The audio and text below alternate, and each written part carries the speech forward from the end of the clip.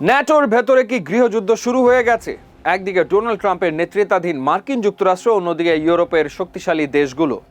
যে জোট গত ৭৫ বছর ধরে বিশ্ব শান্তির অতন্ত্র প্রহরী ছিল, আজ সেই জোটের ভবিষ্যৎ নিয়ে কেন সংশয় দেখা দিচ্ছে? কেন স্পেনকে ন্যাটো থেকে বের করে দেওয়ার হুমকি দিচ্ছে পেন্টাগন? আর কেনই বা ইউরোপের চিরস্থায়ী বন্ধু ইটালি ও ব্রিটেন আজ ট্রাম্পের চক্ষুশূল? আজকের ভিডিওতে আমরা বিশ্লেষণ করব সাইপ্রাস সম্মেলন থেকে ফাঁস হওয়া সেই গোপন ইমেইল যা কাঁপিয়ে দিয়েছে পুরো বিশ্বকে। সম্প্রতি সাইপ্রাসে ইউরোপীয় ইউনিয়নের নেতারা যখন বাজেট নিয়ে আলোচনা করতে বসেছিলেন, ঠিক তখনই একটি সংবাদ তাদের কপালে চিন্তার ভাঁজ ফেলে দেয়।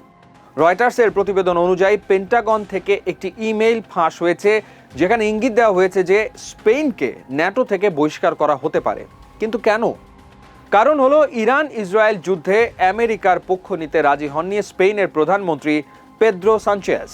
তিনি এই আক্রমণকে আন্তর্জাতিক আইনের লঙ্ঘন বলে অভিহিত করেছেন এবং আমেরিকার জন্য তার সামরিক ঘাঁটি ব্যবহারে নিষেধাজ্ঞা দিয়েছেন। ট্রাম্প প্রশাসনের অভিযোগ, স্পেন ন্যাটোর প্রতিরক্ষা বাজেটে 5% জিডিপি খরচের শর্ত মানছে না। যদিও ন্যাটোর সংবিধানে কোনো সদস্যকে বহিষ্কারের সরাসরি কোনো বিধান নেই, তবুও ওয়াশিংটনের এই হুমকি ন্যাটোর ইতিহাসে এক নজিরবিহীন ফাটল। এই সংকটে সবচেয়ে অবাক করা মোড় হলো ইটালির প্রধানমন্ত্রী জর্জিয়া মেলোনি, যাকে একসময় ট্রাম্পের ঘনিষ্ঠ মিত্র বলে মনে করা হতো। তিনিও এখন আমেরিকার বিরুদ্ধে অবস্থান নিয়েছেন। কেন? প্রথমত, মেলোনি সিসিলির সিগোনেলা বিমান ঘাঁটি ইরান হামলায় ব্যবহারের অনুমতি দেননি। দ্বিতীয়ত, পোপ ফ্রান্সিসকে নিয়ে ট্রাম্পের অবমাননাকর মন্তব্যকে মেলোনি অগ্রহণযোগ্য বলেছেন। এর জবাবে ট্রাম্পও তাকে আক্রমণ করতে ছাড়েননি। ইউরোপের জনমত এখন এতটাই ট্রাম্প বিরোধী যে মেলোনির মতো নেতারাও এখন ওয়াশিংটন থেকে দূরত্ব বজায় রাখছেন। ট্রাম্পের হাত থেকে রেহাই পাচ্ছে না তাদের তথাকথিত স্পেশাল অ্যালাই বা বিশেষ বন্ধু যুক্তরাজ্য। ফেব্রুয়ারি মাসে ইরান হামলায় ঘাঁটি ব্যবহারে কিয়ার স্টারমারের প্রাথমিক অসম্মতি ট্রাম্পকে প্রচণ্ড ক্ষুব্ধ করেছে। খবর বেরিয়েছে, আমেরিকা এখন ফকল্যান্ড দ্বীপপুঞ্জের ওপর ব্রিটেনের দাবি পুনর্বিবেচনা করতে পারে। অর্থাৎ ব্রিটেনের সার্বভৌমত্বের ইস্যুতেও চাপ প্রয়োগের চেষ্টা করছে হোয়াইট হাউস। যদিও ব্রিটিশ বিমান বাহিনী বর্তমানে ইরানের ড্রোন ভূপাতিত করতে সহায়তা করছে, তবুও ট্রাম্পের কাছে স্টারমার এখন আর আগের মতো বিশ্বস্ত নন। ন্যাটোর এই অনৈক্যের সুযোগ নিচ্ছে রাশিয়া। যখন ইউক্রেন যুদ্ধ ৪র্থ বছরে গড়িয়েছে, তখন ন্যাটোর গোয়েন্দা সংস্থাগুলো বলছে রাশিয়া আগামী ৩ বছরের মধ্যে কোনো এক ন্যাটো দেশে হামলা করতে পারে। কিন্তু ঠিক এই সময়ই এস্তোনিয়াকে দেওয়া প্রতিশ্রুতি রক্ষা করেনি আমেরিকা।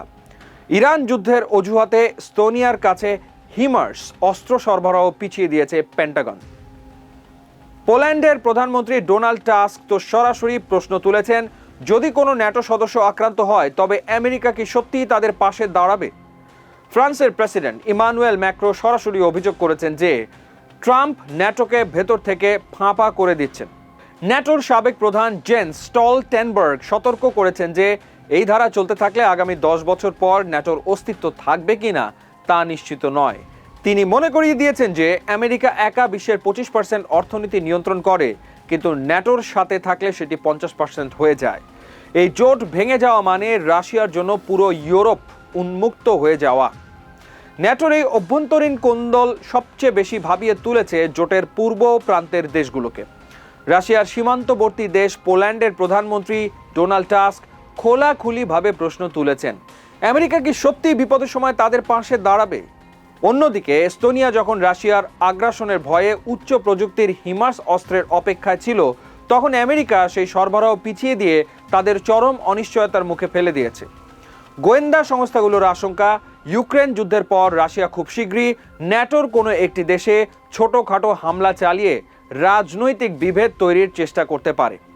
ন্যাটোর সাবেক প্রধান জেন্স স্টলটেনবার্গ তো আরও এক ধাপ এগিয়ে সতর্ক করে দিয়েছেন যে মিত্রদের প্রতি ট্রাম্পের এমন বিরূপ আচরণ অব্যাহত থাকলে আগামী 10 বছর পর ন্যাটোর অস্তিত্বই হয়তো আর থাকবে না। ন্যাটোর টিকে থাকা কেবল ইউরোপ নয়, বরং আমেরিকার নিজের স্বার্থেই জরুরি, কারণ মিত্রদের ছাড়া বিশ্ব রাজনীতিতে আমেরিকার প্রভাব অর্ধেকে নেমে আসার ঝুঁকি রয়েছে। বর্তমান পরিস্থিতির সমাধান খুঁজতে ইউরোপের নেতারা এখন ন্যাটো ছাড়াই নিজস্ব প্রতিরক্ষা ব্যবস্থা বা ইইউ আর্টিকেল 42.7 সক্রিয় করার কথা ভাবছেন, কিন্তু সেটি কতটা কার্যকর হবে তা সময় বলে দেবে। ন্যাটোর এই বিভক্তি কি তৃতীয় বিশ্বযুদ্ধের দিকে আমাদের ঠেলে দিচ্ছে? আপনার কি মনে হয়? কমেন্টে আমাদের জানান। ধন্যবাদ আমাদের সাথে থাকার জন্য। বিশ্ব রাজনীতির এমন গভীর বিশ্লেষণ পেতে সাবস্ক্রাইব করুন আমাদের চ্যানেল।